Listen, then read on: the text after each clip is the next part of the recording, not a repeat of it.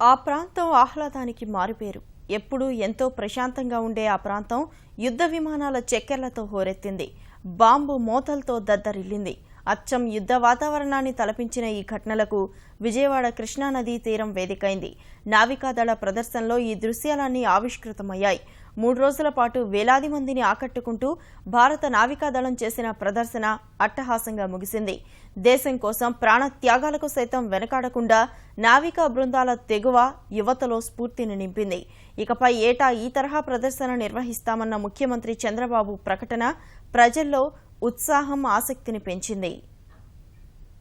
నావికా దళాల శక్తి సామర్థ్యాలు, గొప్పదనాన్ని దేశ పౌరులకు చాటి చెప్పడమే లక్ష్యంగా విజయవాడలో నిర్వహించిన నావికాదళ విన్యాసాలు ఆకట్టుకున్నాయి.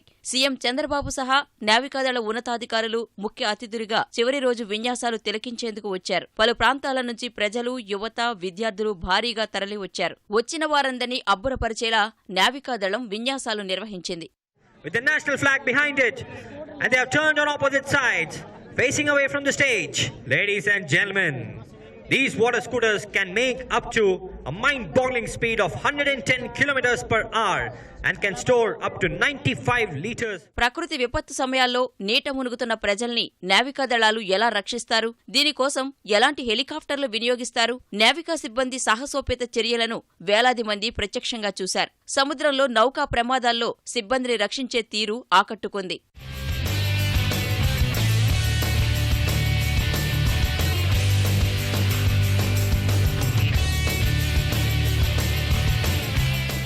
యుద్ధ సమయాల్లో శత్రుసేనల్ని మట్టుబెట్టేలా నావికాదళ విన్యాసాలు ఒళ్లు గగురు పొడిచాయి. ప్రత్యేక హెలికాప్టర్లలో నిర్దేశిత స్థావరాలను బాంబులతో ఎలా ధ్వంసం చేస్తారో ప్రత్యక్షంగా చూపించారు. Please keep your eyes fixed as here we go. That was the demolition of the oil rig.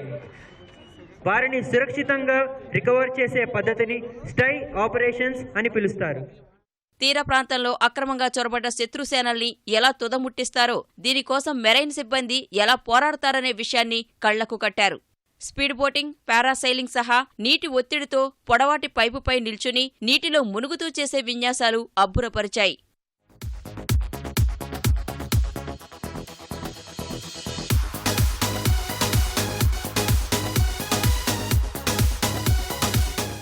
ఇలాంటి ప్రదర్శన ఎన్నడూ చూడలేదని ముఖ్యమంత్రి అన్నారు. యువతలో దేశభక్తిని, స్ఫూర్తిని పెంచడమే ప్రదర్శన ఏర్పాటు ముఖ్య ఉద్దేశమన్నారు. తమ ప్రయత్నం సఫలమైందనడానికి లక్షలాదిగా తరలివచ్చిన ప్రజలే నిదర్శనమని అన్నారు. మార్పు రావాల్సిన అవసరం ఉంది. సంఘ విద్రోహ శక్తులకి ఇది స్థావరం కాదు. అదే సమయంలో టూరిజం బాగా అభివృద్ధి కావాలంటే ఎక్కడ ప్రశాంతమైన వాతావరణం ఉంటుందో, ఎక్కడ ఆహ్లాదకరమైనటువంటి దృశ్యాలుంటాయో అక్కడికే వస్తారు. అలాంటి వినూత్నమైన కార్యక్రమానికి శ్రీకారం చుడుతున్నాం. రోజు రోజుకు మార్పులు తీసుకొస్తున్నాం.